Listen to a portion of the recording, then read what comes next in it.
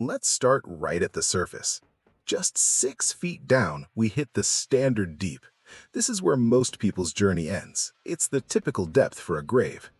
If we go a bit deeper, to 13 feet, we start finding history. This is where King Tut's golden treasures were hidden in Egypt for over 3,000 years.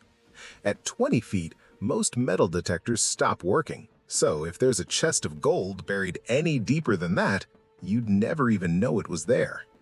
By 40 feet, you might run into a Nile crocodile. They dig the deepest burrows of any animal on Earth. Imagine digging a 40-foot tunnel just to take a nap. At 65 feet, things get a little creepy. Under the streets of Paris, there's a city of the dead called the Catacombs. It holds the bones of 6 million people in a maze so confusing that people still get lost and disappear in the forbidden areas today. But the deep isn't always scary. At 170 feet, you'll find Deep Dive Dubai, the world's deepest pool. It's basically an entire underwater city for divers. By 346 feet, we reach the deepest subway station in the world in Ukraine.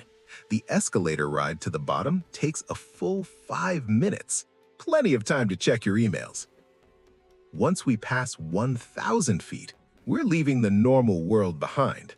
At this depth, you're safe from almost anything, even a nuclear strike.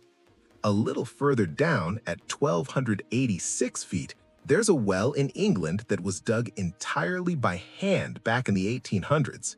It took 4 years of pure muscle and sweat. Talk about a tough day at work. Deeper still, at 2,300 feet, we remember the 33 Chilean miners who were trapped for 69 days back in 2010. The weight of the mountain above them was so heavy that the air actually felt thick. It was a total miracle that they were rescued. At 3,180 feet, we hit the Bingham Canyon mine.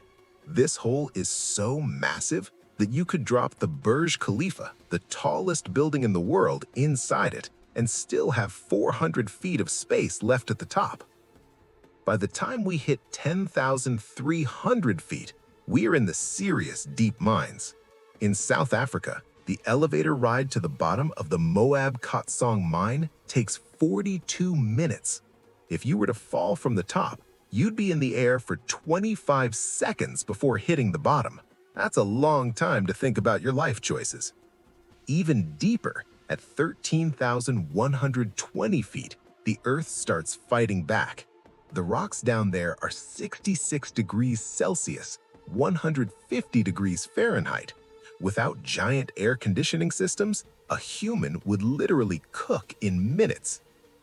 Finally, we reach the absolute limit of what humans have ever done, the Kola Superdeep Borehole in Russia.